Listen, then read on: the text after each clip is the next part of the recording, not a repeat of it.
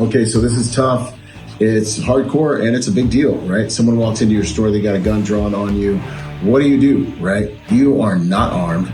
The good thing about this is it's in a tight space, okay? So weapons require proximity. So blades are in close weapons, and firearms are weapons that you need space to employ them effectively, right? So when you're looking at an assailant, when you're looking at an aggressor coming at you, you're already in an enclosed tight space. He's already target indicators, right? He's showing his face. He's closing distance on you. He grabs you. He's taking you into a corner. The fact that he's showing his face means that he really might not, he might be planning on shooting you because you can identify him. So you have to be running this equation. You got to be doing the math. But if we peel this all the way back to what I always talk about, the fundamentals of personal protection. Context. What's your context? Are you doing something like running a store that people, do commit armed robberies for? So if that's the case, then you really need to be on your game when it comes to pre-planning if an event like this takes place.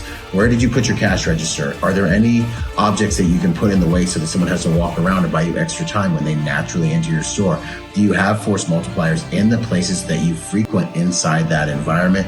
Do you have an escape route, an escape plan? Do you have a hard room? Like, you have to kind of think these things through in your environment before they happen so that you have a plan. Additionally, though, if that individual's in that tight space is coming towards you the way that he's coming towards this guy, the reality is you are in a position where fight, flight, freeze, right? Run, hide, fight. There's nowhere to hide. Turning around and trying to run out the back door, if the back door's open, maybe you make it, right? But in this situation, I would say that recognizing the circumstances, context, that also gets into tactical positioning. How have you oriented your environment so that you can fight, you can run, you can do these things? It has to do with tactical positioning. So think about tactical positioning in your office space, in your home, where you're located, right? And then the next thing goes into, that guy's closing that distance. He needs proximity. Attack that firearm. There's a time when you need to learn how to attack the attacker. And there are a lot of really cool martial arts that'll show you a lot of ways to do it. There's some that'll show you ways that are way overcomplicated. But what I'm gonna show you is 2-on-1. This is something we teach at our executive protection school, 2-on-1. That guy grabs you and he's got that gun. You are going to attack that limb, that firearm. If you would try to attack the firearm itself, it's a ways away, he can move it around. If you're able to control that limb, he can't move this around as much. Grab that limb, work your way up to that firearm, and you attack that firearm. If you can get an elbow between you and him, yes, you have your back to him, but you have the firearm out in front of you, and now if you throw a leg up over his shoulder, you do everything you can to control that firearm, because that's what stands to take your life quicker. Do you have a blade on you? Do you have a screwdriver on you? Do you have anything? Is there anything you can grab? You attack that firearm, you scream and you yell.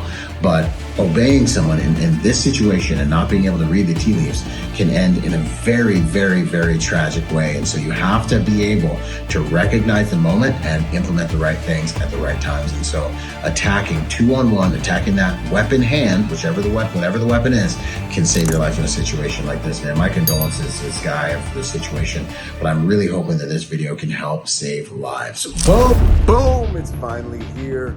Go to protectornation.com to join the Protector Nation community.